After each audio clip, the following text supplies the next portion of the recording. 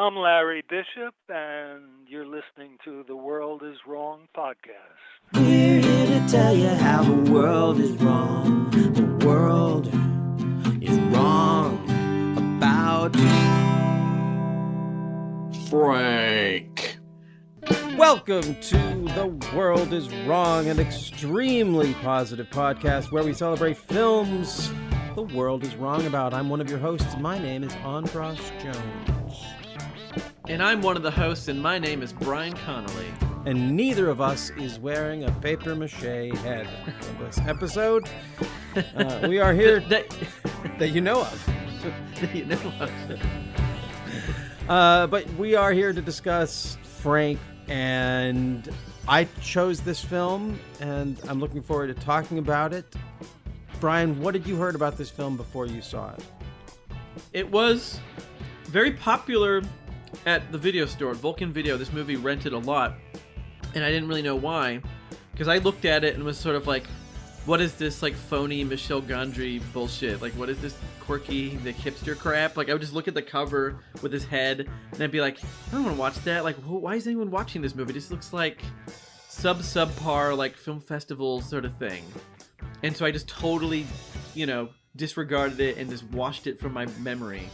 And then I saw it on, you brought it up a few months ago of being an episode you wanted to do. And I remember being like, oh, that's not going to be good. Maybe he likes it because it's like about like a band. I don't know. Like, why are we watching this movie? Like, I don't want to watch this movie. And that's kind of my preconceived ideas of Frank. And I take it that you were pleasantly surprised. I was more than pleasantly surprised. I was floored by this movie. This, I feel, is maybe the best movie you've picked so far for this podcast. Like, wow. Really shocked at how much I didn't just accept this movie and like it, but like loved it, and was taken totally by surprise by what it is. And I don't know if it was because of the marketing that I was misled, but like, how can you market this movie? I don't know. Like, so it's like, what makes the movie good? You can only really gain by actually watching the whole thing. So like, yeah, no, I'm excited to talk about it because like, I really, really like this movie a lot. Great. Well, then let's play a clip and then we'll come back and talk about it. There might be spoilers. There might be spoilers. There might be spoilers. It's been a long time since I've written anything. We've been working on the new music for 14 hours a day for 11 months now. It has not been easy. None of us has left Vetno since we got here. Yeah. Frank refuses to record the album until we have perfected each and every detail. He can be pitiless. Again!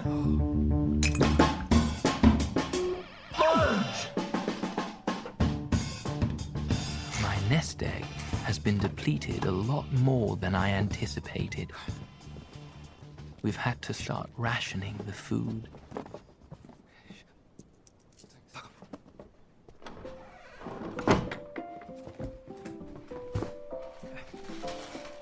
And on top of all this, Clara's hatred of me remains as strong and as baffling as ever. No! I want it all back! I'll admit there have been times when I've considered leaving Vetno, but I'm still here. And I am glad when I see how many of you continue to join me on this journey. You know, despite all the hardships I've suffered here, Just took a shit. something inside me is beginning to stir. I've come to realize that this is my Bluff, Kansas. That here in Vetno, I have found my abusive childhood. My mental hospital. That which pushes me, oh God, to my furthest corners.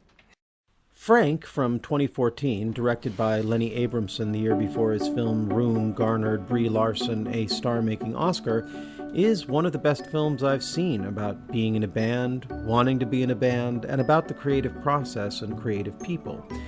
It stars Michael Fassbender as the titular Frank, a singer and writer of songs who lives his life inside of a massive papier-mâché head.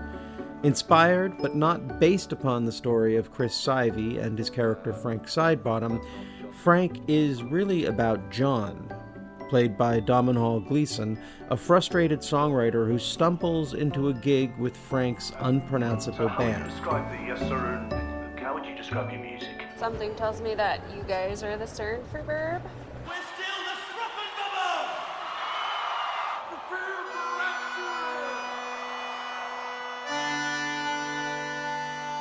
This band has 5.5 members. Frank on vocals, John on keyboards, Maggie Gyllenhaal's Clara on more ambitious keyboards, Francois Civil as Barack on guitar, and Carla Azer, the only professional musician in the band, as Nana on drums.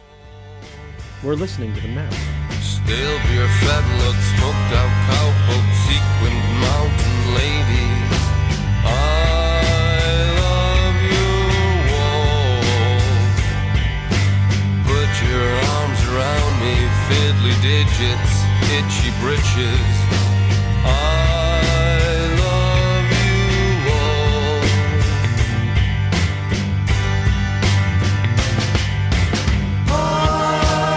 love you all. I love you all. I love you all.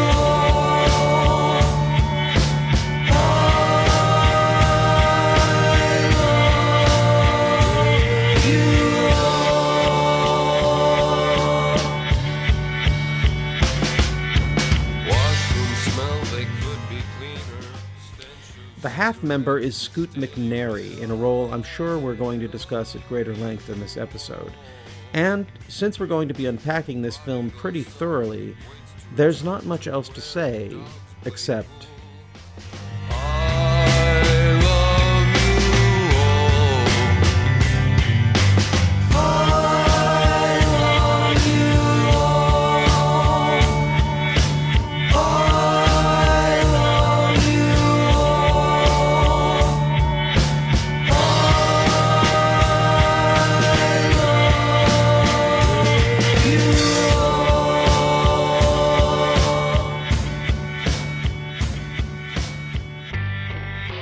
all. Okay, so, ask me how the world is wrong about this picture. So how is the world wrong about this film? Well, so Lenny Abramson made the film Room with Brie Larson that she won the Academy Award for. And a lot of the best qualities of that film are in Frank. And that film's really, really, really good. I'm not trying to take anything away from it. But I think of all of Lenny Abramson's films, it's the only one that a lot of people have seen. And I'm just going to go out on a limb here. I feel like the world of Frank is a more fun place to hang out than the world of Room, about a woman who is kept captive in a room with their child. It's actually a much sweeter film. That's what's so great about Frank, is like the sweetness and the organic and quality to it, and they both have the same qualities of great filmmaking. It's just, if you had to ask me which I would think would be the nicer place to invite people to, Frank is that place. And I'm highly critical of movies about bands and songwriting. I just feel like they're usually wrong and manipulative and focused on the wrong things. And this one, boy, did it really strike home for me. Maybe you, as a fellow Olympian, also had similar feelings of like, whoa, this really nails something that I lived around, or continue to live around, but definitely lived around in the 90s and early aughts in Olympia. Yeah. And yeah, I think mainly it's just I know very few people who have seen it. And so it's not like I haven't heard anything bad about the film. Did you usually do a search of reviews for these? Did you find any bad reviews that we need to take to task? No, it was all pretty positive. It was a lot of people being, this movie is more than what you think it is kind of what a lot of the critics who took the time to write about it said. There wasn't anyone taking this movie down. I think it really is just it's hard when you make a smaller movie, even with famous people in it, to connect with people. It really has to, like, I don't know if it's like the promotion or what it is that makes it cross over to have a bunch of people see it. But this movie just didn't quite cross over. It just didn't quite. I don't know if it just was too weird in the poster and everything was pushed like this giant, fake head that one of the main people wears, and that maybe just confused people or made it seem quirky, and people didn't want to watch a quirky thing in 2014, even though it's not a quirky movie, but it seemed like it could be. I don't know, but yeah, critics seem to think it was pretty good. I mean, but yeah, it just didn't. This isn't a movie that anyone talks about at all. Yeah. It's maybe there isn't really a breakout performance in the film. Maybe that's part of it. Like obviously Room had two standout performances, the woman and her kid. But all of this is really such an ensemble piece. So there isn't like one, oh my God, you have to see this for Maggie Gyllenhaal's performance, even though her performance is amazing. It's hard to say because she's been so good in so many things, but this might be my favorite Maggie Gyllenhaal performance. It's just a bold statement. She's good in a lot of stuff. She's good in a lot of stuff. So this is not meant to take anything down. It's just like, I know this person so well. And she really, and when the people who are like this that I know, I don't have as like, they've never done anything as terrible as some of the stuff that she does. And yet the way she played it gave me some sympathy for this character who doesn't play for sympathy at all. And I guess I think that's one of the great things that a performance can do is it can make you relate and sympathize with people who in other situations you're just frustrated and intimidated by. Yeah. So, where do we start with this? I guess let's talk about the Frank character. Now, Frank is based upon the Frank Sidebottom character played by Chris Sivey. It's inspired by that, but it's not based on him. I actually watched the documentary on Chris Sivey, and it's a really great documentary, but he's a very, very different character and persona, almost diametrically opposed in that he was someone who was really seeking stardom and fell into this side gig of this character of Frank Sidebottom, whereas this is a film that in a lot of ways is about not wanting to be successful, which again feels very Olympia, kill rock stars, not kill rock stars in terms of what they were, which was creating rock stars, but kill rock stars in that ethos of that being a rock star kills the art. Yeah. So aside from the Chris Sivey stuff, when I watched it, I felt like Frank had to be based upon Calvin Johnson from K Records and Beat Happening and Dub Narcotic Sound System. And I'm saying, of course, you know all this stuff, Brian, but I'm just saying this because it's kind of inside, unless you were part of that scene or lived in Olympia. But boy, did he remind me of Calvin Johnson. Yeah, it's funny because I didn't think about that at all while watching the movie. But as you're saying it now, you're like, well, of course. Like the way he sings, that kind of like, because in my mind watching it, I was like, oh, he kind of sounds like Ian Curtis from Joy Division, like that kind of brooding, singing. But but then like, but yeah, totally Calvin Johnson, and like just the whole idea of like the what he did with making these smaller bands, and they never broke to be big. And also, I'm sure you have hung out with him a few times. He is a very strange man. Yeah. Just as a person.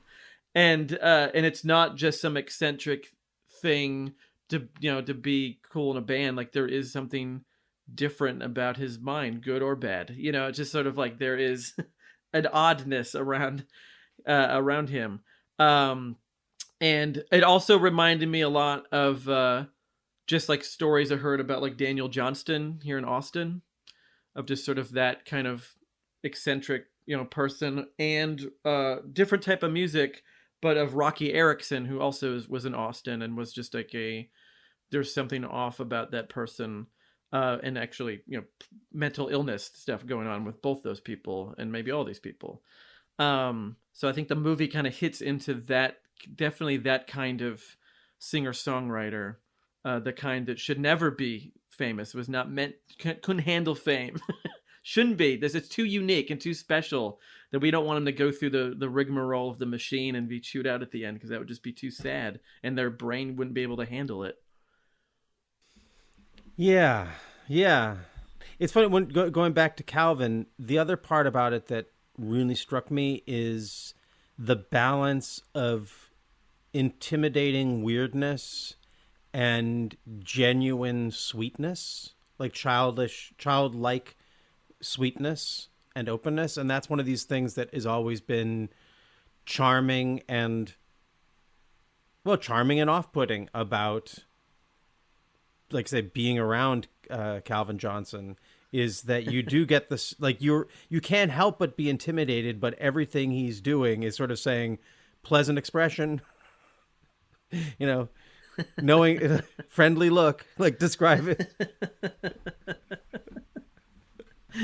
But your head is still sort of intimidating. Well, underneath I'm giving you a welcoming smile. Would it help if I said my facial expressions out loud? Well, maybe. Welcoming smile. And then throughout the movie, that becomes a bit, which I love. It's one of many things. So as we describe this film, we're going to talk about some great performances. We're going to talk about the story. But I think, and maybe you'll agree with me, I think what makes this film so special is just lots of little details. Some of them odd, some of them pretty, like it's... The tone of this film is so, I don't want to even say strange. It's just perfect. It's this perfect tone that allows it to get away with being very moving at some points and being very funny at some points. Mm-hmm. But it never breaks. It never feels like it shifts tone. It just keeps this wonderfully odd tone. And every minute there's like some interesting little touch just happening. And the more you know, the more you've lived a life around this or in any way like this, just it opens you up and just feels so great, and also challenges you. I think this is a film that also challenges any viewer, anyone who has any artistic pretensions of their own, watching this film. So and the movies, it's a slow burn, the movie itself. Like it really is, like you don't realize what you're being hit with until it's the last scene, and like it's an interesting, and I don't know if it's because it's not made by an American. Like if this was an American movie, it might have leaned kind of harder into like the quirky, or like it just would have not been, like there is a definite kind of a European sensibility in a way to the way this movie kind of is laid out and plays along, because the director's from Ireland. So maybe there's definitely something there that I think if an American did this, it would just be more quirky and not as moving, I think. But like, what I loved about this movie is it started out with like kind of quirky, and I was like, but this is like good quirky. This is funny. Like the very first scene when he's just trying to think of a song, and he's just literally anything that's in front of him, he's just trying to write a little song about. And like that is so good, just like kind of getting into his head right away of like, this is how a songwriter thinks of the world, but in a very funny way. And you're like, okay, this is good. And then as the movie goes on and Frank shows up with his big head, it's like, oh, this is like this kind of quirky movie. But then it turns into, in the middle of the movie is kind of like a different sort of movie. And then the end of the movie is a different sort of movie, but it doesn't feel disjointed. It all is kind of slowly turns up all these ideas until it's kind of like this big idea at the end of the movie. And it's so well done. It's just, it's almost like a magic trick, I feel, in a way. Yeah. Like at the end, I did not expect, even while watching the movie, to be like really moved emotionally. But by the end of the movie, like I was just sort of like sitting there having feelings. Yeah. Which is not how the movie started with me. It's really It's really just an interesting thing to go through this movie. It's like a fascinating journey. Yeah. So that's a point to focus in on. So the film was written by John Ronson, who was a member of Frank Sidebottom's band, and so it's a UK production in some sense, and they are supposed to be a Euro or UK band, but the main, like, they're all, many of them are Americans. Like Scoot McNairy is very much an American. Maggie Gyllenhaal. It doesn't feel like an English band. Like that was one of the things in watching the Chris Sivey documentary. It was like everyone's speaking with pronounced British accents. Yeah. And it's a very UK thing. And this feels like very not, like intentionally with the casting trying to take it into a not a UK thing, even though they come to America. Sort of the big turn in the third act is that they come to America to perform at South by Southwest. When they did, it was a little bit off-putting for me. It was like, but you're all Americans. I mean, well, no, you're not. Domhnall Gleeson isn't, and Michael Fassbender isn't. But something about the band felt very. I think that was also part of the magic trick of it. Is just, I think if they had tried to tell the Chris Sivey story, it would have gotten bogged down in the details as opposed to being able to tell sort of more of a parable. Yeah, but I like that they are American, but they're clearly like either they're expats or they're just like they don't fit in with the way that they are as a band and the way their band is. It's like, oh, this isn't the type of music that would normally headline a music festival in America or even England, really. And so I like that it kind of gives them, like, the fact that they're in another country and having to come to America, even though they are Americans, really builds this sort of like outsider indie thing that they do have going on, as opposed to if they were just in a basement in like New York City or something. Right. So, as you said, the film begins with Domhnall Gleeson trying to be a songwriter and failing at it. Just not writing songs and putting them out there and having them rejected, as happened with Chris Sivey, but just not being able to write and wanting to be an artist, but not knowing how. And that will come up in the film throughout. And then as he's walking along making all the stuff, he sees a poster for a band. Can you? I'm not even gonna try. No. It's spelled SORONPRFBS. Soron Perfabs. And throughout the film, you're never really quite sure how to say this name. Part of the fun of this movie. That was one of the first. So I'm just charmed already by these two things. Yeah. One, this guy who is sort of, it's funny, it reminded me of Ishtar. It's like he's doing those scenes, the songwriter scenes from Ishtar. Exactly. With Warren Beatty and Dustin Hoffman, except in his head as part of his internal monologue. And without Paul Williams to help them to make it funny. Paul Williams, the songwriter, not the director or the architect. So, and then he lives by the beach and he sees someone going crazy in the water, and he turns and he hears someone describing what's going on to him, and he turns and sees one of my favorite currently successful but not yet truly famous actors, Scoot McNairy. I love this guy as an actor, and his character in this is my favorite among many favorite things in the film. His is my favorite. He's sort of doing this like young rock and roll Warren Oates thing. Yeah. That I absolutely love him. And he basically describes that this is the keyboard player for their band having a meltdown, and that's when Domhnall Gleeson says, well, I play keyboards. And he is he's like, oh, Scoot McNairy says, can you play C, G, and F? He's like, yeah. Like, okay, come to the gig. What about rehearsals? Nope, just show up.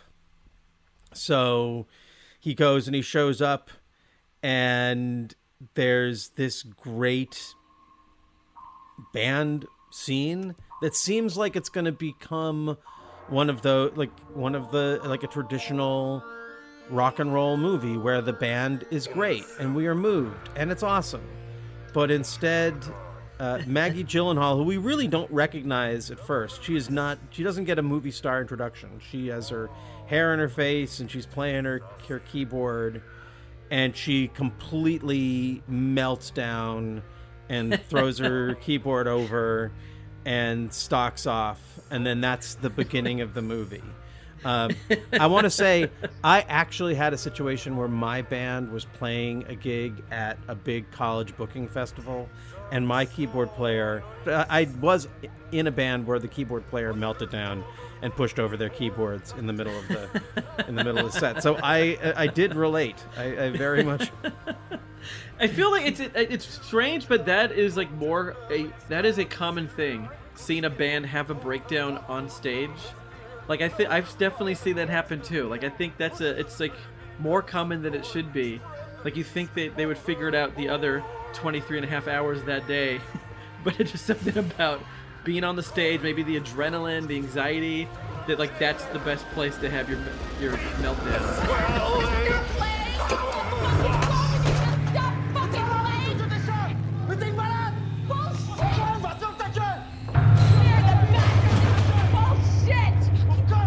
Well, I think there's something I do feel like there's something, if you need art to express yourself, which a lot of people who are drawn to the arts do, then it's because, so it makes sense. Like, in social dealings, you're just sort of casually, like, you just sort of know how to just deal with people's bullshit and stay inside your head. But then when you're on stage and you start expressing yourself, all of those feelings that you've been holding in come out, and they can be overwhelming, Yeah. So yeah, it makes sense. Yeah. It makes sense. Yeah. And this is also our introduction to Frank, and he's great. The band is great and weird and wonderful, and Domhnall Gleeson has obviously the time of his life playing. He's like, all of a sudden his dreams are coming true. He gets to be in a band, and then they leave, and he's back at his crappy job, and he gets a call from Scoot McNairy. I fucking love this call. Hello? So, Lucas has been sectioned, and we need a new keyboard player. And Frank said, remember that grateful-looking boy who jumped on the stage last week uninvited? I was not invited. So, Frank said that he thought you brought something cherishable that night. But he can sound really muffled under the hat, so I thought he said that you brought something perishable. Like food that decays easily, like fish or fruit. So I think, come on, man, anybody can do that. So anyways, we're doing this really major thing over in Ireland. You in? I think almost every time Scoot McNairy talks, I'm going to be very happy. Am I alone in this? You're not saying, yeah, I agree. Are you a fan of this guy? His name is familiar, but I'm trying to remember what else I've seen him in. Oh, what else has he been in? Well, he was in Destroyer. He played Nicole Kidman's husband in Destroyer. He was in *Halt and Catch Fire*. the series that I love. He was in Argo as one of the hostages. I feel like there's a bunch of other things. So this may be the first time I've seen him in anything, because I've not seen any of those things that you just mentioned. So well, keep your eye out for this guy. He is good. He's very good. I met him at a gig once and told him how much I loved this film, and he didn't care. Oh, really? Yeah. He didn't care about you telling him, or about the movie? It just is like, he's sort of like, oh, thanks, whatever. So, Tales from Hollywood. But back to this film. So Domhnall Gleeson gets this call inviting him to the gig. And he's like, okay, yeah. And so or not even to be at the gig. Can you be at this place for us to pick you up in the van? And he assumes it's for another show, but then he doesn't realize it's to be like living in their musician commune for a year to make an album. He got kind of kidnapped in a way. Yes. And then that's when the movie shifts to an even more special place. I think that's where some real truth starts sitting in, is like that whole great middle of the movie. I feel like it's like 40 minutes of the movie where they're just trying to make music in this remote location. And that's when it really feels like stories that I've heard of friends' bands, and like what the relationships are like between all these people, and sort of like the ups and downs of when you're all together trying to be creative as a group. I feel like that this movie really gets that part really right. Like what it's like to kind of the give and take of collaborating on music. Yeah. And Maggie Gyllenhaal's character really doesn't like John, the keyboard player, at all, and makes it very clear that she hates him. But Frank is very welcoming, and there's this like sweet burgeoning friendship between the two of them that we watch Clara looking on at with, I don't know, distrust, hostility. A look, I mean, come on. Maggie Gyllenhaal's look is just a rogues gallery of the 90s and Olympia for me. Like, I have known so many people who have looked at me the way that she looks at Domhnall Gleeson. It's a lot of like, what is this fucking guy doing here? What is this child doing here? Yeah. Like, you're not on the same level as us. Like, who the hell do you think you are? Sort of look. And I love that, like Gleason's character is sort of like he is, like, you don't realize it because he seems positive at first, but he is kind of the slow poison that's sort of gonna ruin this band in a way. just by being positive to Frank and trying to, but I think the band was so used to just being like, we just play our weird stuff and we do what Frank wants to do, but then he has this dirty idea of like, well, why don't you write something that's a little catchy or a little positive, or like something that's radio friendly? And I love that that's how they sneak in. It isn't like it's not like One Trick Pony where he has to go to the big office and meet the big corporate jerks. It's just another regular poor songwriter being like, well, maybe I see potential and maybe we can try this. And that's enough to completely overhaul this band. Well, let's you're jumping ahead a little bit, because there's a lot before we get to that. So Scoot McNairy's character is sort of like the camp counselor in all this. We don't really know, like, he doesn't really play an instrument in the band. He works the board. He's kind of the sound guy, but he's the guy. He's also kind of a Bill Murray kind of character in his bathrobe. And was like, okay, this is how it goes, kid. This is how, it's sort of like if this were Meatballs. And so he's the guy who, like, Domhnall Gleeson is asking, like, so what's it? Does he ever take the head off? He's trying to get information about Frank from him. And at some point, almost like he's talking to Domhnall Gleeson, but he's talking to us. He's like, look, you're just going to have to go with this. Don't ask questions. Don't ask why. Just accept it and move on. And then in this conversation, he also reveals that he was in a mental institution, and that so was Frank. and he's they'd lost another keyboard player, the previous one. Like they're going through keyboard players in the way that Spinal Tap did drummers, which is not a good sign for Gleason's character. So but he reveals that he's like, I used to fuck mannequins. It's a condition. He's and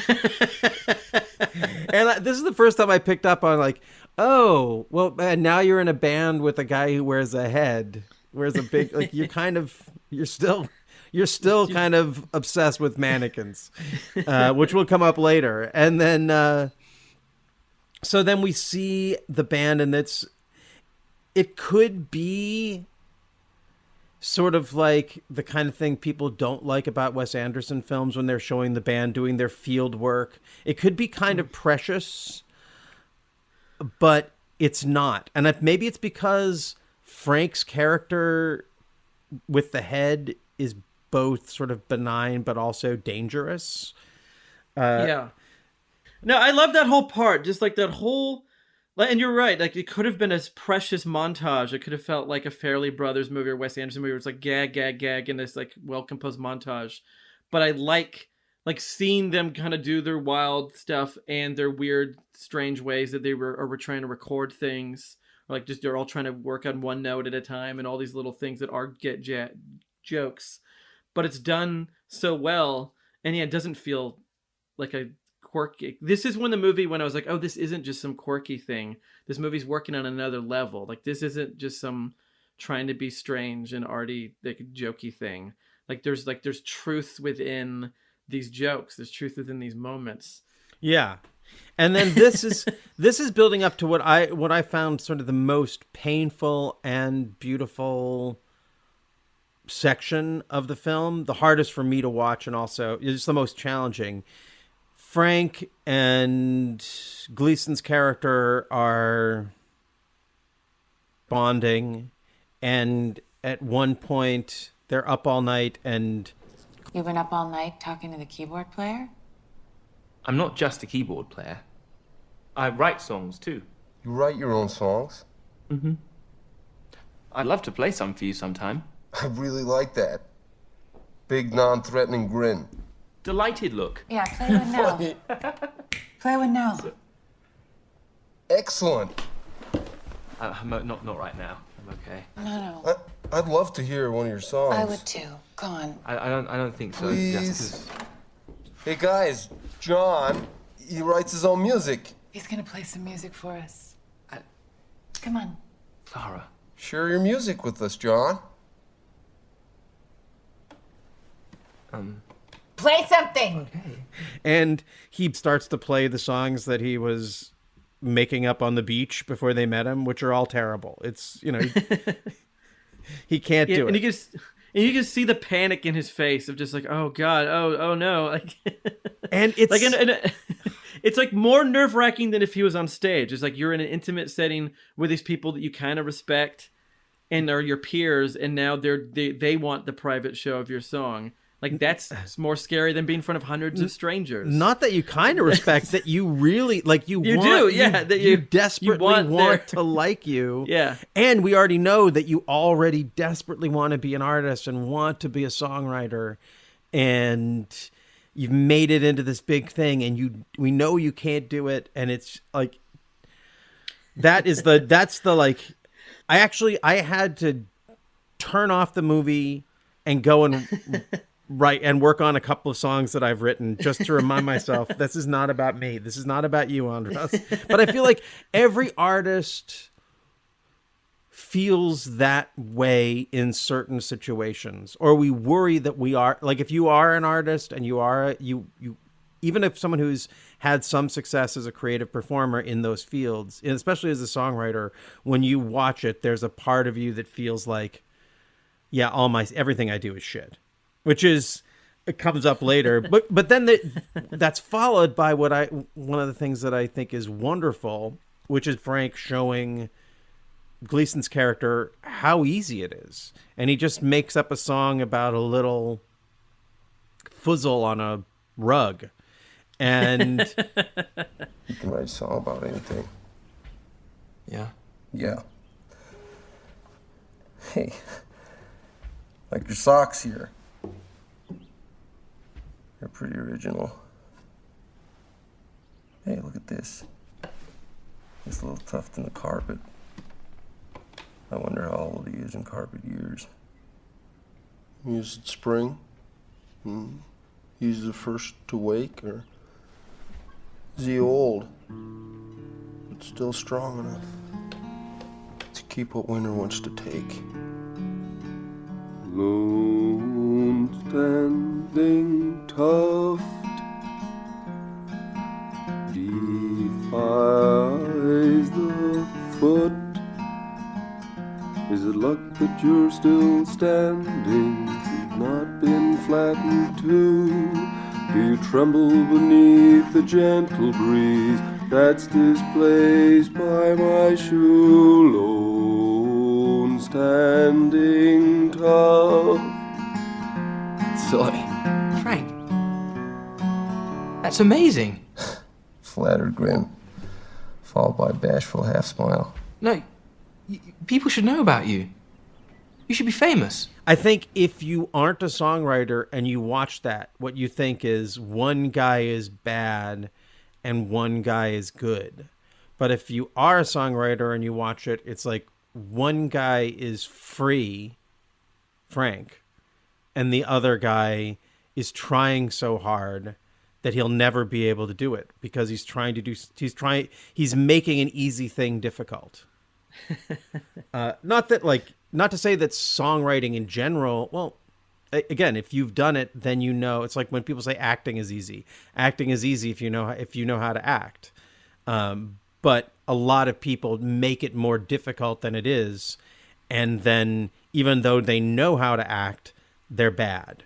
And I feel like even though Domhnall Gleeson, like, if he just let himself be dumb, which is kind of what Frank is trying to tell him, if you just let yourself write about what you see and be honest and not try so hard to be good, you'll actually be good. And I feel like that is it's something that I've tried to explain when talking with other songwriters so many times, and this film demonstrates it in just 10 minutes there so beautifully. Yeah. It made me think of, have you ever heard that Lou Reed song, Egg Cream? No.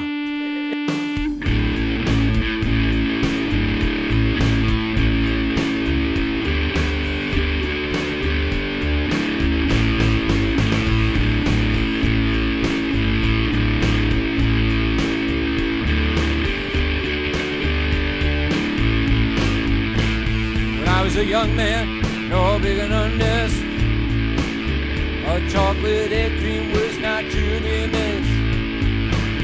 Some you bet chocolate syrup, seltzer water mixed with milk, stir it up into a heady fro, tasted just like silk. You scream, I steam, we all no. egg cream. So it's like, you think when you hear like it's Lou Reed basically singing about how much he loves egg creams. And he gives the recipe for it, and he lists the restaurants that he thinks are like the best places to get an egg cream. And it's the first track on one of his albums. And it seems so frivolous and just like, did he write this in 20 seconds? Maybe. He's a very talented, good songwriter. Or maybe he just was able to like relax his mind and be like, I'm going to write a really good song about egg creams. And if someone else did it, it might not be so good. Because like the stuff that Gleason's coming up with is also just about mundane things like the little thing on the rug, but just isn't good because he is trying too hard he's overthinking it. He's trying to make it clever or trying to really make it a great song as opposed to just letting it flow from him and just doing it with feeling. But the other thing is that Gleason then basically says, hey, I have a nest egg. Yeah. Albert Brooks might have some misgivings about his use of the word, but he has a nest egg that he got from his grandfather, and he's going to give it to the band so they can finish the record. And this sort of goes back to what you're talking about. He is... How do we think about this Gleason character? He is sympathetic, and he wants to help so badly that he, like, every little thing he does that's good is bad. But I think the thing is, like, you and I know people like him, and I think this is what you come across in any art form, is there's the Franks and then there's the Johns, and you have the people who look at their art as like, this is what it is, like, this is how I express myself. It doesn't matter if nobody hears it. Like, this is the only way that I can say my feelings or show what's in my head. If it's nobody, then that's what it is. And then there's the other people who are like more the business minded, being like, well, you write it and then someone likes it and then you get an album and then you go on a tour and then you make some money and it's your job and you're successful. And it's not a bad way and it's not necessarily the wrong way, but it's just like, those are the two types of people that how they look at things. Some people like with us, with our podcast, we're doing it. We're going to do it whether people listen to it or not, because we like doing this. I like talking to you about movies, but there's other people who probably have more of the agenda of like, you do the podcast, then we can maybe be on a DVD extra, and then maybe we'll host a thing, and then we'll be famous. We'll be famous podcasters. Yeah, why are you doing the film? Like, why are you doing the films that nobody likes? Why don't you do the films that people like? Do the Avengers movies, and you'll get more listeners. But that's not why we do it. And I think it's like that. It's definitely happens to a lot of bands. A lot of bands that I know that kind of end up not being bands anymore. Like, this kind of happens often, where you have the people that liked just making the music and being creative and being in their 20s or whatever, and you're just doing this because you're in your little bubble, and then you're like, well, but how do we get, and then there's maybe one person in the band be like, but how do we get to the mainstream? How do we, and it'll kill the band. Like, there's many bands I like that had their great little thing going, and then they signed with a major label, or they made their big music video, or they tried to go bigger, and then the band just fell apart. They couldn't do it. And there's some bands that can do it, where they all kind of get into a way and be like, okay, now we're REM and we're making our big albums now.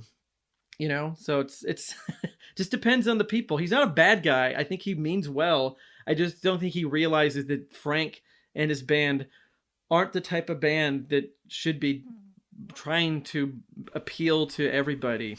Well, they're not the band that's going to do that. What I like about this is that in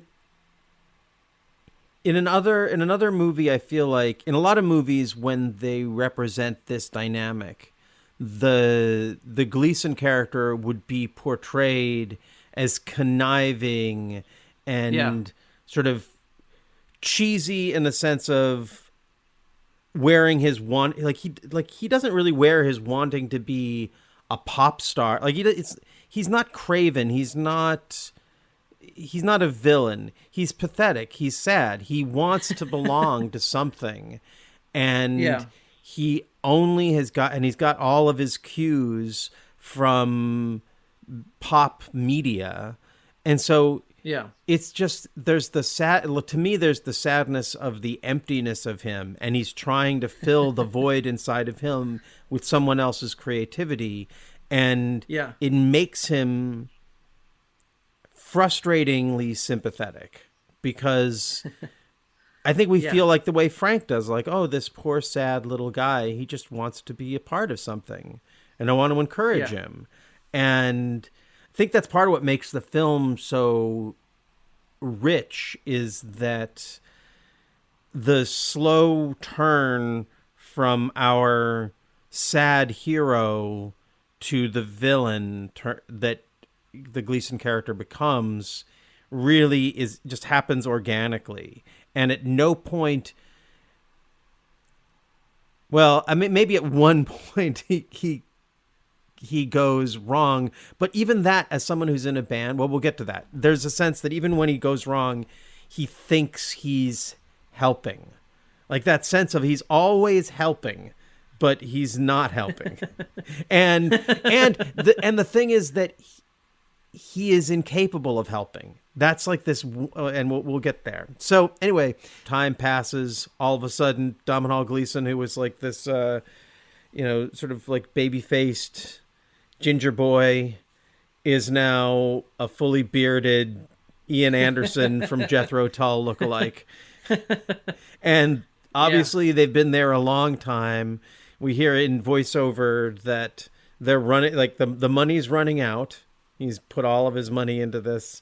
It's running out. Now they're starting to have to ration stuff. And this has another one of my favorite fun Maggie Gyllenhaal moment. So he's rationing, and I don't know what he's getting. I don't know if it's chocolate, but he's got some brown powder that he's squirreling away and trying to eat himself. And Maggie Gyllenhaal sees him eating it and attacks it and starts licking it off of his face.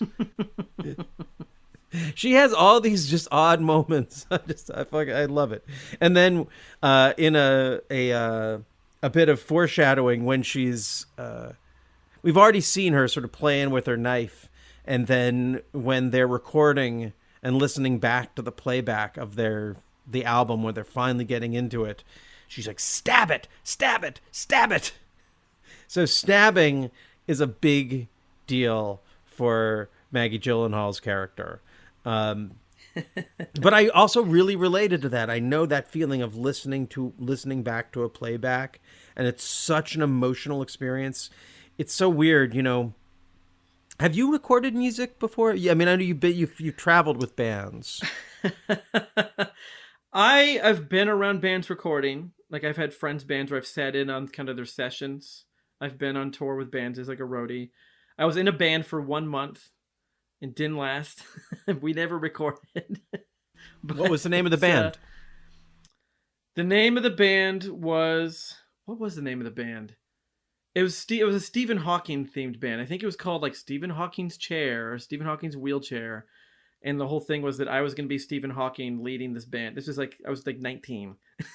It's just like, what would love songs be from the point of view of Stephen Hawking? So I sang in a very monotone computer type voice. I wrote one song. We practiced for 2 weeks. I showed up to practice on the third week. No one else showed up. And that was the end of the band. Did you ever consider Stephen Hawkwind? Oh, that is so much better. No, I didn't know who Hawkwind was at the time, but that is a much better name. The music of Hawkwind sung in the style of Stephen Hawking. Stephen Hawking. I like it.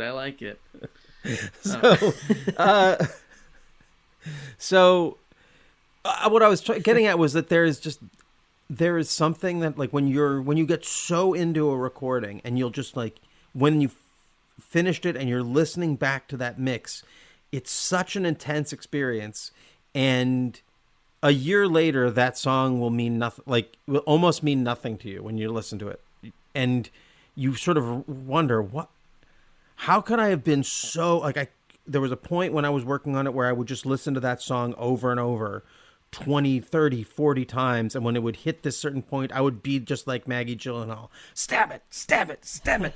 And it's so important. And then you finish the song, and it's done, and some people hear it, and then it's just a song. And you can't even imagine feeling as intense about it. I don't know. There's something that it just...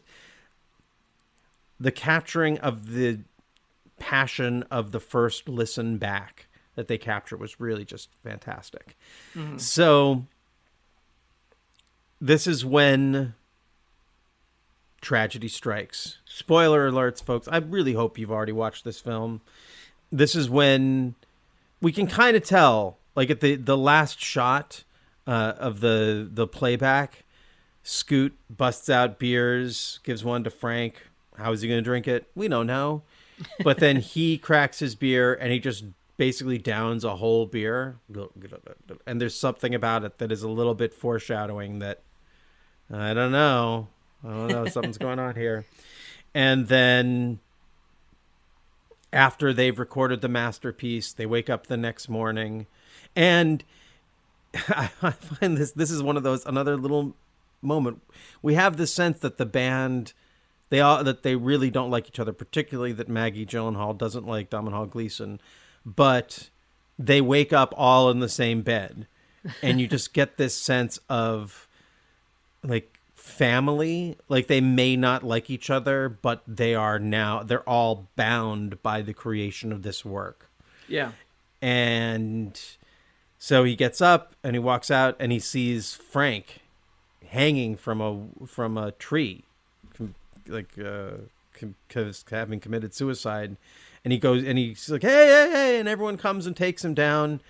And then Frank comes around and we realize that it was Scoot McNairy's character wearing the Frank head. He finished the masterpiece and he killed himself in the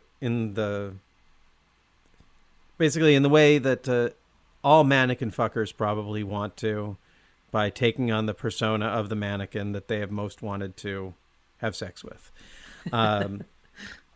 Whether it is physical sex or just spiritual, whatever, to merge with the mannequin he's been trying to merge with. And it's sad, but in that sort of Harold and Maude kind of way. Like it's sad and beautiful, and they have this Viking burial ceremony. Yeah, that part's great. And really like one of them puts a mannequin leg on his raft, which I think is great. And then they set it on fire, and that's when Frank says, "You were the best keyboard player we ever had," and Domhnall Gleeson realizes, wait, he was the keyboard player? And that's when he realizes, oh, two of them now have gone down, and now it's me. And then they have their evening of mourning, and we have to accept one bit of magical realism here, in that the boat somehow, which has gone off into the river or the lake or whatever, does come back to their shore, having burned, and we accept it. It's fine. But then this is what leads to the next, the next level of complexity in the Domhnall Gleeson, Maggie Gyllenhaal relationship. He's out in the hot tub, and she comes out to yell at him. And I like that she calls him a mediocre child. It's a good diss. There, and you want to describe this scene? I'm doing all the talking here. Well, it's sort of like, I guess, a microcosm of what would happen in a screwball comedy if it was rated hard R. But you have this thing of like, we hate each other. We hate each other a lot. We do not get along. Therefore, we should probably just have wild sex together in this hot tub. And you're like, okay, all right. It just kind of makes that leap from hard emotions to physical attraction. It's like you hate each other so much that maybe you do at least like each other physically, or just have to get your emotions out in the most primal way possible. Well, it's because they're yelling at each other, and he gets so mad that he stands up out of the hot tub, and he must have a very wonderful penis, because basically she looks at it, and then the next thing you know, they're having drowning sex. Basically, she's having sex with him in the tub, but also trying to drown him. Yeah. And then afterwards, they're smoking their cigarettes, and he thinks that they might be a couple now. She's like, "No, I hate you." Yeah. Totally believable. And this is when, and all this time, Gleeson has been tweeting and posting about being in the band and his experience and building up followers, but no one in the band is on Twitter or does any of this because they're far too cool for that. And this is when, because of this, South by Southwest reaches out to them and invites them to play a showcase. And this is when he has to tell the band about this. And of course, Maggie Gyllenhaal does not like it. And she accuses him of spying on them. He's basically doing what every band does, which is posting about their progress. But to this band, that is a violation. Yeah. But then when Frank sees that that Gleeson has 3,000 followers. Why does it say 23751 at the bottom? That's the number of people who've watched the clip. 23751 people are interested in us? Come on, Frank. It's like magic. I told you we could be big.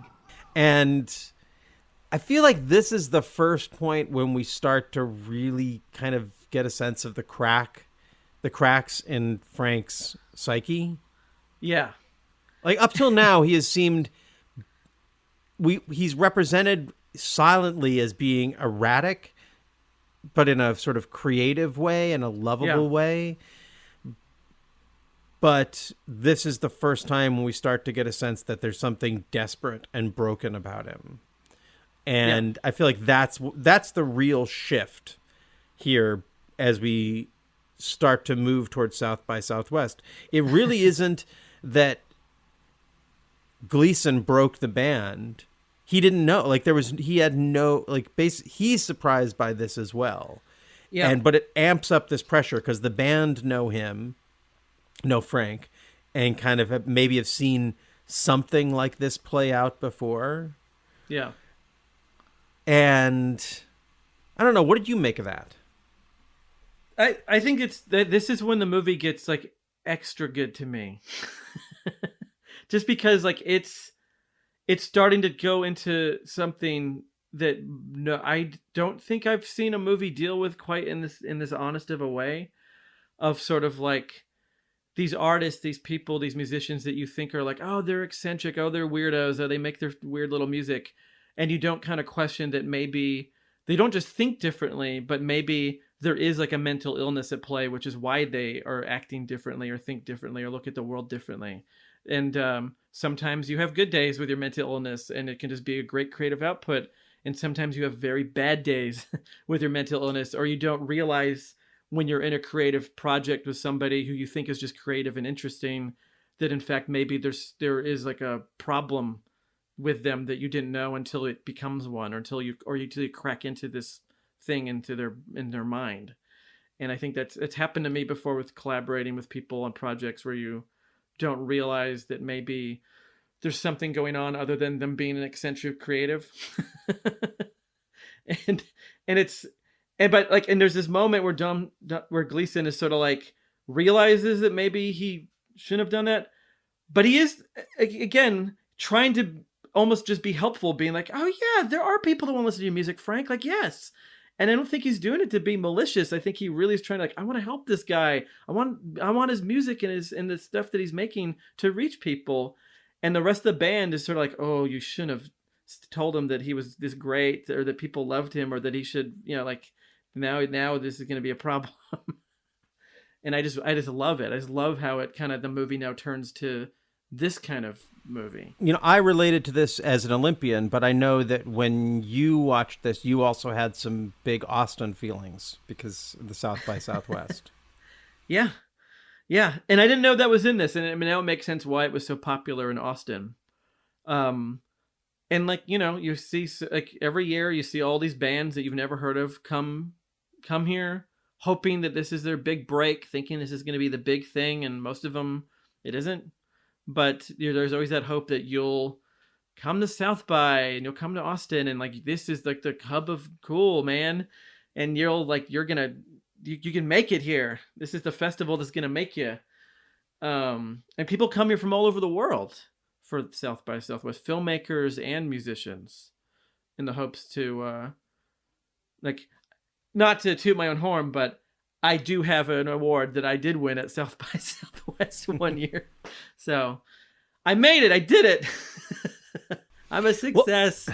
But yeah, I think everyone who's ever been to one of these conferences, or like, if you've gone there as a performer, you try so hard to get booked and you do everything to get there, and you really think that it's going to be a big deal, and then you find out the reality that you're just playing a half-hour spot in some club while a bunch of other more famous people are playing in other bigger clubs. Yeah. And nobody really cares. And even and that's this big sort of turning point in this, so Frank is all like, oh, we're here to see our fans. People love us. We're coming to see our fans. This has happened. And then the organizers are like, well, we know who you are. That's why we invited you, because these two hipster girls. But, maybe a few other people will know you. He's like, but we have 3,000 followers. She's like, well, yeah, but that probably translates to like one or two people. And we see Frank really starting to melt down, and the band realizing, this was not this is not a good idea. And you can kind of relate to Gleason's character. Like, once you're in that mode, it's just like, well, we got to have the okay, we're here. We've done everything to be here. We got to make a good showing. Like, I'm remembering the conference, the where my keyboard player threw over the keyboard. I remember that during that week, he was having a rough time, and it wasn't just me. At that point, it was everyone in the band was like, "Well, come on, we can't get bogged down in this crap now. Let's just go and do this." And there's just sort of this, the show must go on quality. Like in another movie, the Gleason character would be the hero, the one who's making it all happen, the one who's dealing with all these wild and crazy people who can't get their shit together, and he's going to make sure that the show goes on. And in his mind, I think that's how he sees himself. Yeah. He thinks he's in that movie. But he's just putting poor Frank through something that he should really not be going through, and it's just doing heavy damage to his mind. Yes. And his soul. It's just like it gets literally to the point where he's in the fetal position, laying on the ground while they're trying to do a show. Like, clearly, like he's wait, putting him in a place where he shouldn't hold go on. there, you know? Hold on. You're jumping ahead because the band's got to break up before we get there. So Maggie Gyllenhaal sees what's going on, and she takes Frank off, and she's off in basically Frank is gone. Domhnall Gleeson's looking for him. He finds him in an alley with Maggie Gyllenhaal whispering under the mask, into the neck hole of the mask. And we don't know whatever she's saying. She's like, let's just go. Let's just leave. Let's just get out of here. This is terrible. And Gleeson's character comes up, and he's telling, they basically have their showdown. And he's saying, Frank, you got to do this. The people love you. It will be great. We'll be great. And Frank reaches out his hand to him. And once again, Frank is choosing the wrong path. Although we as a viewer, I don't know. When I watch it, there's still a part of me that I'm enough of a showman. I want the show to go on. I want this to go well. But it's not. And this is when they have their real viral moment, because Maggie Gyllenhaal finally brings to fruition all of her knife play and stabs Domhnall Gleeson. It's very shocking. And this all goes viral, and it makes them even more of a hot thing at South by Southwest. But then when they go back to the hotel, the rest of the band, the drummer, who's played by Carla Azar, who's a real, she's the only, I think, not actor in the band. And she is talking to Frank, and she's saying, he's sick. And Domhnall Gleeson comes in and is like, no, he's not sick. And she's like, I'm not talking about him. I'm talking about you. And they're trying to convince Frank to just come back to being in the band, and he stays loyal to Gleeson's character, and the rest, the guitarist and the drummer, quit. So now they have this big showcase, and I gotta back up here. Before this, Frank writes a new song which is his extremely likable music. And I think I'm just going to play a clip of the extremely likable music here. My most likable song ever. Coca-Cola, lipstick ring, go dance all night, dance all night. I've got dancing legs, woo! I've got dancing legs. They won't stop me dancing, no, they won't stop me dancing. Kiss me, just kiss me Nefertiti, just the way you like it, just the way you like it. Kiss me, kiss me, lipstick ring, oh, that's the way you like it. And that's that is sort of what leads to all these breakdowns of the band, when the band realizes now he's broken the music too. It's not just broken his brain, but now our songwriter is writing really bad songs. So Anyway, all of this leads to the big showcase, and probably like the worst and most heartbreaking thing to me is when Domhnall Gleeson gets up and he's just, this is the best day of my life. He's so excited for this. The people are going to go crazy. And he starts to play his song. And that's when Frank basically just refuses to sing, realizes, well, what he says is, the music is shit. The music is shit. The music is shit. So he goes from, this is the best day of my life, to a singer falling on the ground, the person he idolizes, telling him that his music is shit in front of all of these people. And then that leads to the weird sort of like, now Gleason and Frank, I should just keep calling him Gleason. His character's name is John, but I'm just going to keep calling him Domhnall Gleeson. I'm like, how do you pronounce his name? I'm saying Domhnall, but it's That seems right, because of the H in the middle. Yeah. Anyway, so this is basically the Midnight Cowboy portion of the film. Yeah, where they're just sort of like, it just like gets really pathetic, where they're just in these like dingy motels and they're just like struggling to figure out what's the next step forward. And they get into little scuffles, and then it builds to this moment where he's just like, take the head off, just take it off. And it's really shocking. You're like, oh no, like, leave this poor guy alone. Haven't you made him good? Like, at least have him be in the safety of this mask. And yeah, it gets so tragic. And that's followed by a scene where Frank is hit by a car and his mask, the head breaks, and he runs off. And then when Gleason's character is trying to figure out what's going on, he gets hit by a car. This movie's really good at just constantly sprinkling in those little bits of absurd comedy. Like, even when the movie hits its like serious notes or hits its tragic notes, it's like really good at consistently every few minutes throwing a gag your way that's really good, like this double car hit. And did you notice? So inside when the head breaks, it's broken in pieces on the ground, and I paused it to look, and it looks like there's wires in the head. It's not just a paper mache head. I think there's some sort of audio something going on in there, because there were some wires in it. Anyway, so Gleason's character wakes up and he's trying to figure out how to find Frank, but he doesn't know his last name. He doesn't know what he looks like. He can't find him. Yeah. I like that the cops are like, how old is he? He's like, he's like mid-30s to mid-50s somewhere. It's like, he's no help at all. It's like, I have no idea. I've only heard his voice and know how tall he is, sort of.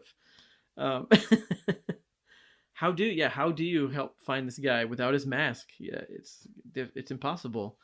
Yeah. So, and then he's at this point, he becomes like Vincent Gallo's character in The Brown Bunny. He's just kind of driving around looking for Frank, looking for the band. It's, sort of odd, magically realistic. There's a nice joke I won't give away about how he finds the band, and they're without Frank, the three other remaining members of the Son of Inflorescence. That's the name of the band that I can't pronounce. They are they're singing like old folk songs in this sad bar on this very high stage. And so basically he tracks down the band, and they obviously are not happy to see him. At this point, he's decided to do the right thing. That's the turn in the movie. He's going to try and get the band back together, which is, a sort of a trope, I guess, since the Blues Brothers, but maybe before.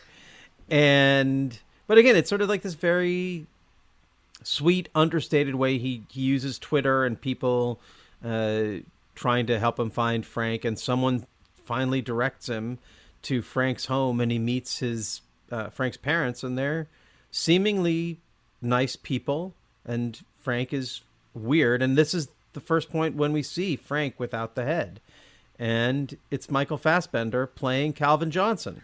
And what I really love about this part, and this is like what really kind of sealed the deal of the whole movie for me, and also at the very end, is that it's like, is Gleason is, well, like, what happened? Like, why is he this way? Like, what tragedy, like, did he live through? Like, what made him become this sort of eccentric, like, shut-in, like, damaged man?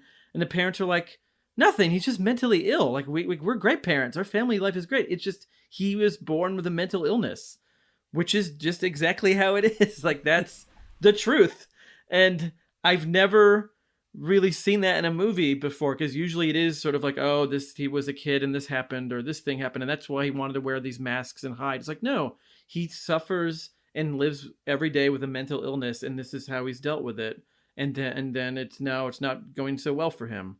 And I really love that the movie like just completely directly deals with it, like immediately, like that. Like, I like that it isn't beating around the bush. It's like, no, our household was great. It has nothing to do with his life. It's just the way his brain was made. That's just how it is, unfortunately, for a lot of people. And I just loved that the movie went there.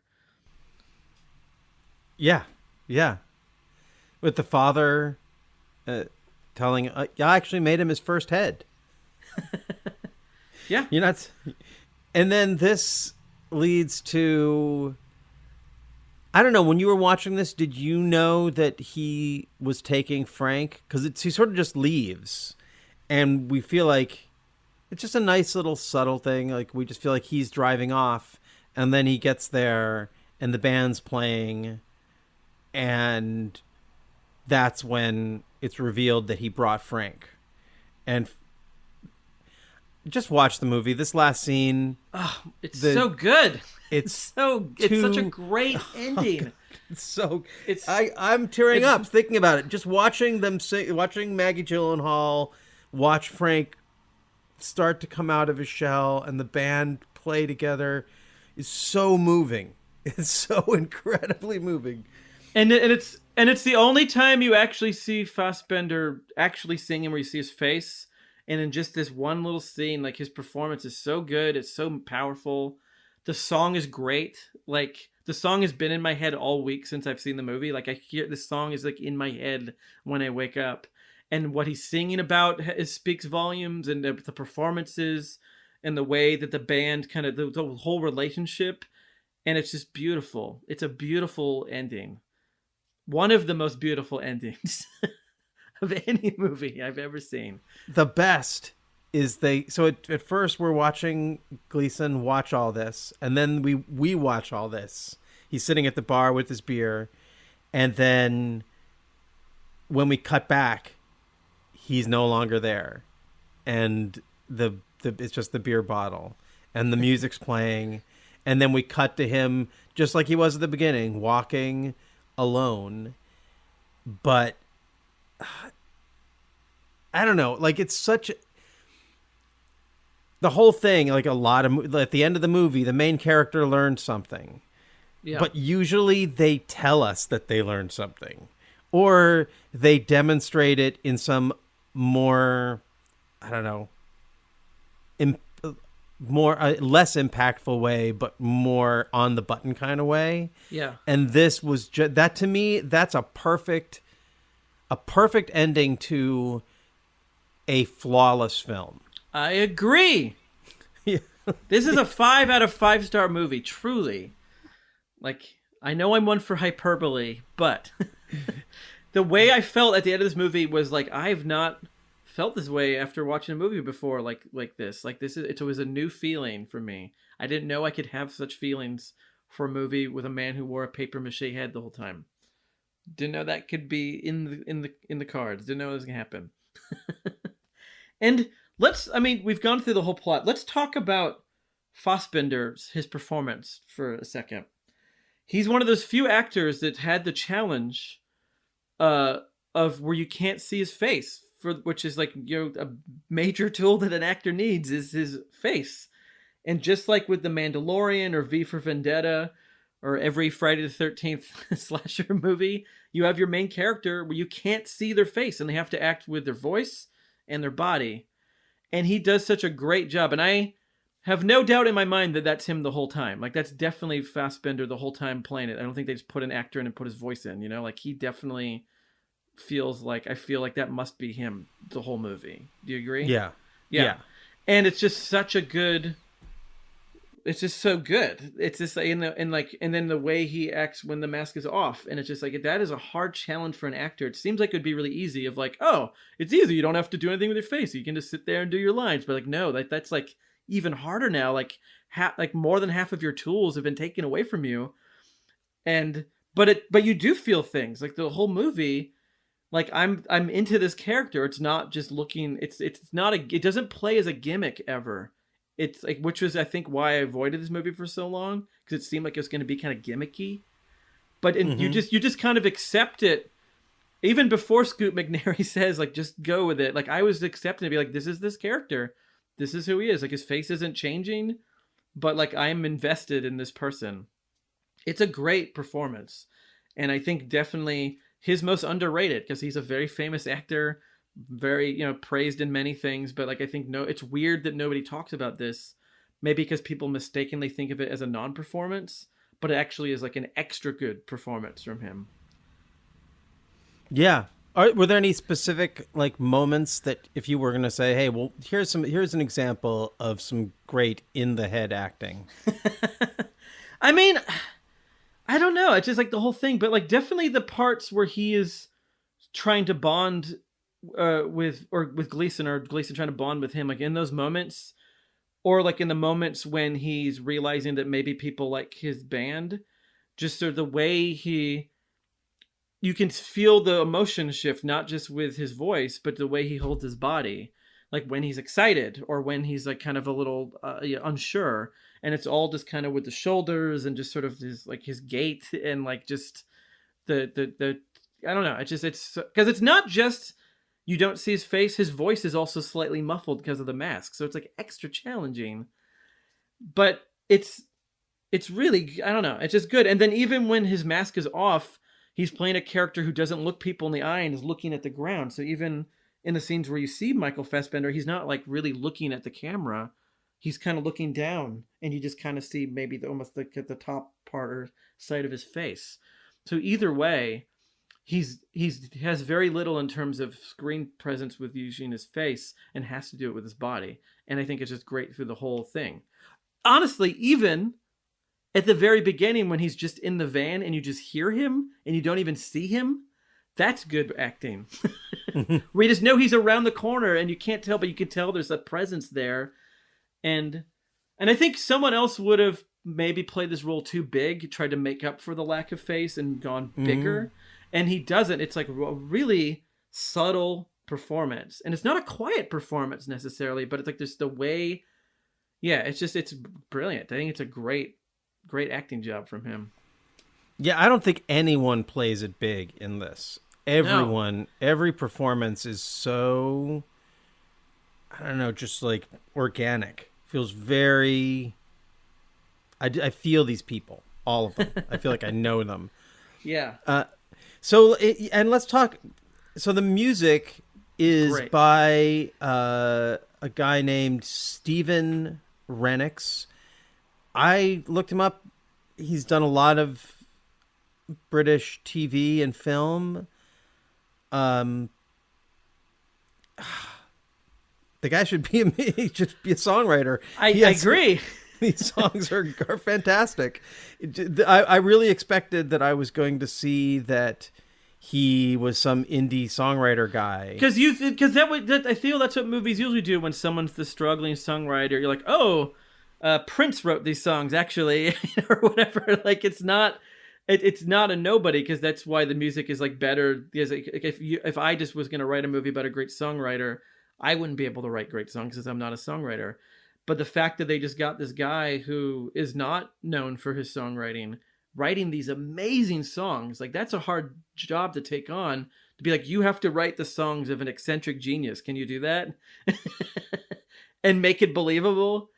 But he does, and the music's really good. And I totally thought like in the end credits would be like, oh, it's this band that I recognize and they did the music. But no, it was, I guess the actors really did play all the instruments, and this guy wrote these songs, and it's great. Like I can't wait to, like, if this soundtrack exists, I don't know, but I would want it. Like this is music I would just listen to in life. Yeah, I'm looking here. He, during the late years in the 1980s, Rennicks was a member of a band called the Prunes, which traveled through nightclubs in France and Germany playing punk music.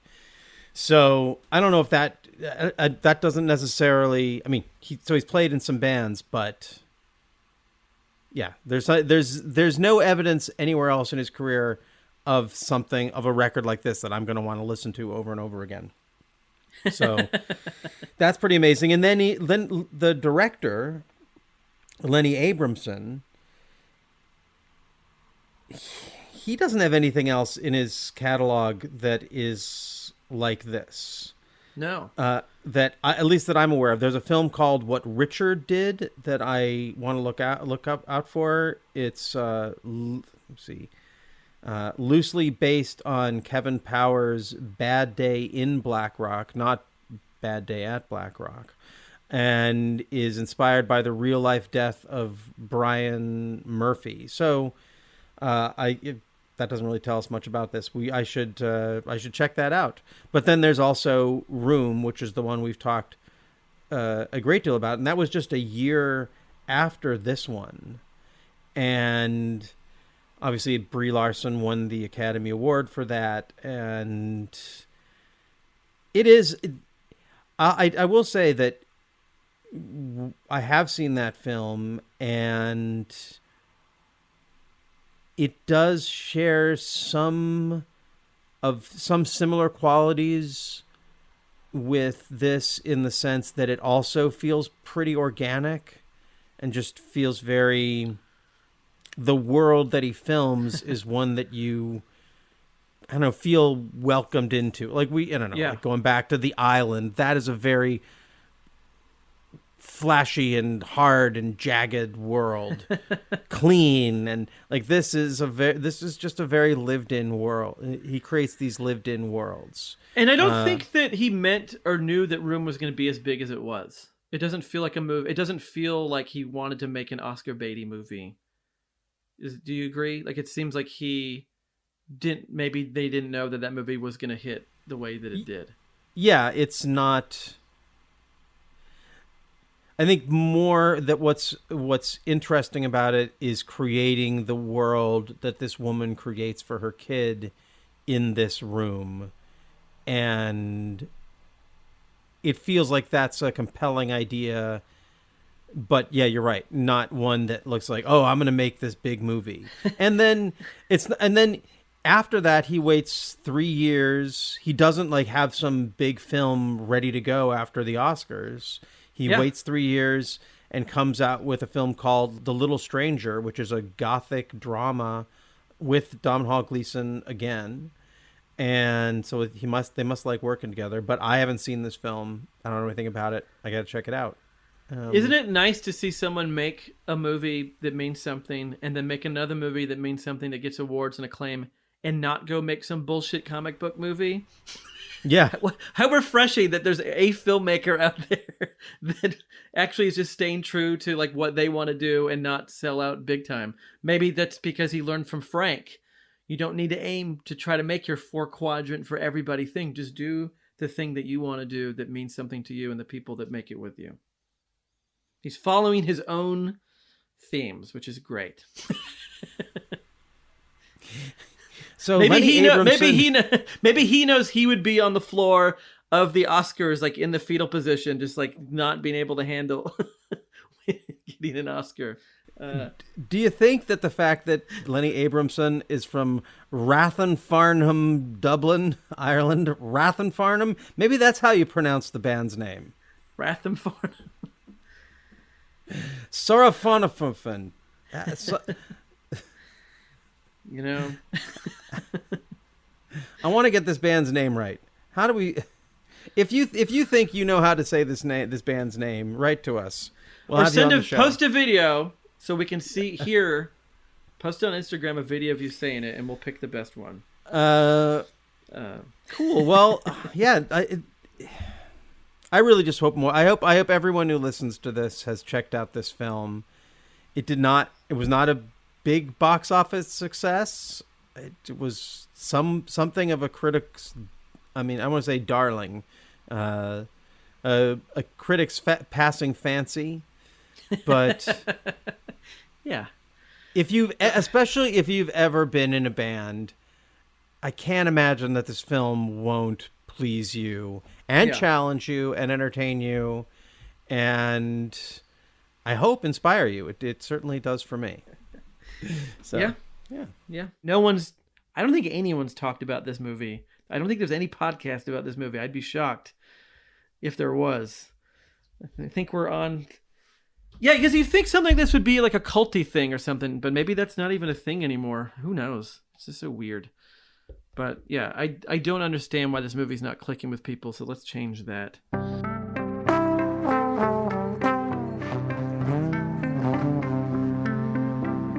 Radio 8 Ball. Andras here. When I'm not co-hosting the World is Wrong podcast, I'm hosting and producing the Radio 8 Ball podcast, where we answer questions by picking songs at random, like picking musical tarot cards. We've hosted musical divinations for people like John C. Reilly, Patricia Arquette, Tig Notaro, and Fred Armisen, and hosted over 200 songwriters, providing the randomly chosen answers from Inara George and Dan Byrne to Mose Allison and Alan Toussaint. That's Radio 8 Ball, all one word. You can find us wherever you get your podcasts and download our app from the iTunes App Store.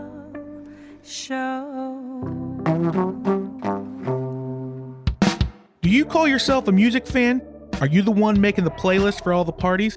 Then you gotta listen to the Pinch Music Podcast, where we interview musicians, engineers, producers, and music lovers of all types. We even put together playlists for any and all occasions. So if you want to have the Beatles versus Stones debate, pick up some engineering tips, or just discover a new artist, you gotta check out the Pinch Music Podcast, all a part of the Paper House Network.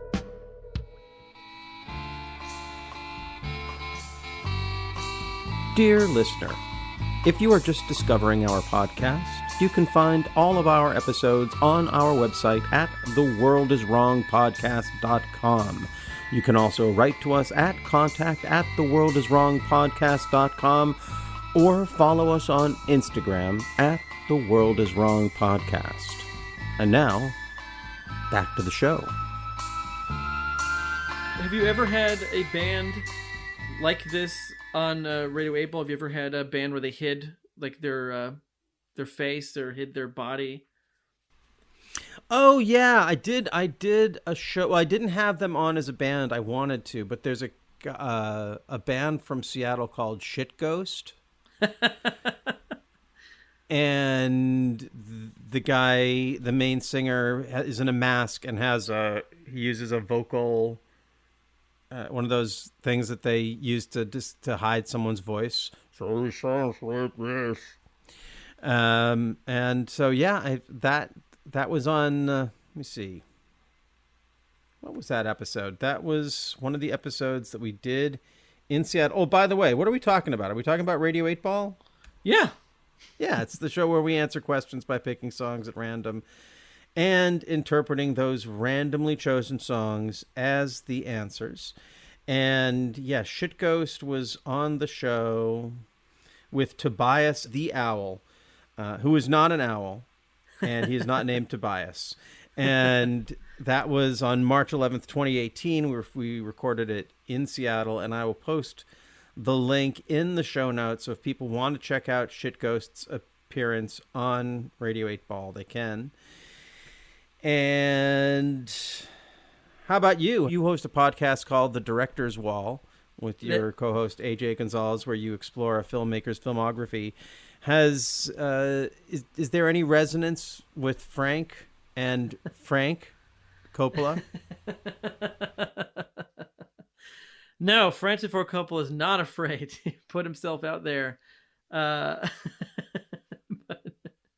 But he is an artist who he is a person who has been able to figure out how to make your small thing and cross over into being the big thing and still be successful. Though in the last 20 years, he's kind of gone back into just doing the small stuff. Like he's kind of given up on doing these big movies, and his last 3 or 4 movies have been these small, intimate, personal things, and they're really, really good. So maybe he's like embraced the idea of being, it's okay to not make some huge movie with a big crew and just do a small, intimate thing like a Tetro or a Youth Without Youth or Twixt or these weirder, smaller things that aren't the type of normal Hollywood, movie. You think of Sofia Coppola as maybe being a little bit more Frank-like? For sure, I can see that, but it's definitely hard. I mean, no, yeah, because she did have a big hit with Lost in Translation, but then after that kept making challenging, strange things. Like Somewhere is a movie that like nobody really likes and is really challenging and is very different. And you think that like from making your big Bill Murray movie, you can go on to big things. And there was always talk of like, oh, she'll do something for Disney or something, but it hasn't happened. I don't know. She's definitely always on the outskirts. I feel like she could be friends with Maggie Gyllenhaal's character, right? I mean, I feel like she would hang with this band. Or marry somebody, Scoot McNairy from this band. Marion McNairy. Well, I hope people check out where are we? Let's not even get into where we're at. Just to pull down the curtain a little bit. This is one of our first episodes of season 2, but we're recording it way back in the summer, so we don't know where you're going to be at with Director's Wall. We might be on a different director. We might already be, onto Michael Bay at this point. Hey, maybe we're on to the Rainmaker. And you'll be our special guest, so I'm looking forward to that. So while we're behind the curtain, this is the first episode of season 2, and there's something we're going to be doing at the end of each of these episodes, which is coming back to correct anything we got wrong and apologize for things we wish we hadn't said. And I have a couple of those with this episode. Really? Yeah. Well, first of all, I'll give you the one that's exciting that I just want to add. So we were talking about how great the music for this film is from Steven Rennicks. And I forgot to mention that Steven Rennicks also did the music for Death of a Ladies' Man, the film that I raved about in our Oscars episode. Ooh. And that, I think, makes Steven Rennicks one of my favorite film composers. He immediately jumped up because both of those films are such original films that rely heavily. They would fail if the music wasn't great. They're almost musicals. Yeah. They are. They are musicals. But they don't feel... I want to say almost musicals because if you don't like musicals, you still might like these. They don't... So, yeah, bravo to Steven Rennicks. The other part is listening back to this episode, I feel like I used... If someone was of a mind to be critical or sensitive, they could see that I might have used some insensitive language when discussing mental illness, using words like nuts and crazy and losing it to describe things that go on in the movie. And there's a part of me that wants to be like, oh, come on. I have all kinds of stories about why I feel entitled. I feel like all those describe me, but whatever. I feel there's all these ways that I feel entitled to use that language. And at the same time, when I'm listening to it and thinking that it might hurt somebody, I'd rather just apologize and say, that's not my intention. And if the intention was to make someone feel othered or less, whatever. And if you feel like I'm insensitive, then it's true. I admit it. I was insensitive, but I'm not quite insensitive enough to listen to it over and over again and not think, I probably should say something. So that's a kind of an apology, Well, from someone who lives with actual horrible mental illness, I was not offended. But maybe I'm crazy. Well, that's nuts, man. I use those words all the time too, but I would never be like, Oh, that crazy guy in that mental institution. I don't think I would say that. Yeah. But I would say like, man, that car exploding, that was crazy. Yeah. Okay. Or I say insane a lot. Like, oh, that's insane. But I wouldn't use that to describe like Francis Farmer or anything like that. That would just be rude. Right. But again, what about when we're talking about the drummer in the water at the beginning of this movie? What is he doing? I guess he's having an episode. He's having a fit. He's losing it in the water. He's going crazy. Anyway, I'm sorry. Well, I'm glad that you're sensitive to apologize. I think that's good of you to do that. But to the extent that I did, it's at any rate, just watch the movie. The movie does a much better job of handling these issues than I have, certainly. So, if you like what we do on this show, I encourage you to reach out to us, send us emails, letters. Nothing exploding, but explosive ideas. We welcome them. You can find us at contact@theworldiswrongpodcast.com, on Instagram at theworldiswrongpodcast, and at our website at www.theworldiswrongpodcast.com. And next week, what are we going to be talking about next week? What are we talking about next week? Wilder Napalm. Oh, that's next week already? Yeah. Wow. I thought you were going to put a special guest in between. Well, I'm honored that that's the next episode. That's great. Of course. And we encourage people to check it out. It's not easy to find, but if you're of a mind to find it, you can. I tracked down a laser disc. So it's out there. It's way out there, man. It's crazy. Ring-a-ding-ding. So, well, see if you can find that film. And until next time, just remember, folks, that wherever you are, the world is wrong. And it's probably wrong about you.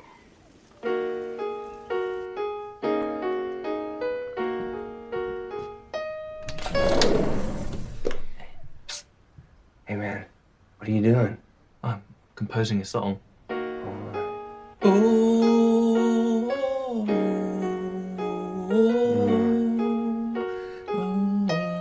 Yeah, man. I know. What? I know what it feels like to try and write a song and it just comes out shit. Here, let me hop in the saddle. Here's a little love song I wrote a long, long, long time ago.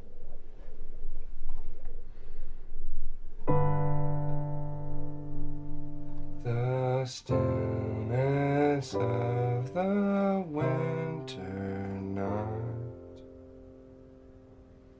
the frozen water's icy skin is broken by the boatman's oar. Be still and let me in. Let me in. Let me in. But stay still. See? Shit too. But look, John, sooner or later, you're gonna get the feeling, why can't I be Frank? Or maybe I can be Frank. But John, there can only be one Frank. One. Actually, Don, I think both our songs were excellent. Yeah. Right? Hi, I'm Brian. And I'm AJ. And we have a podcast called The Director's Wall, examining a filmmaker's career, film by film. First up was M. Night Shyamalan, then Francis Ford Coppola. Who's next? Is there anything to this whole auteur theory? Find out on The Director's Wall. Subscribe via Apple Podcasts, Google Podcasts, Stitcher, or your preferred listening platform.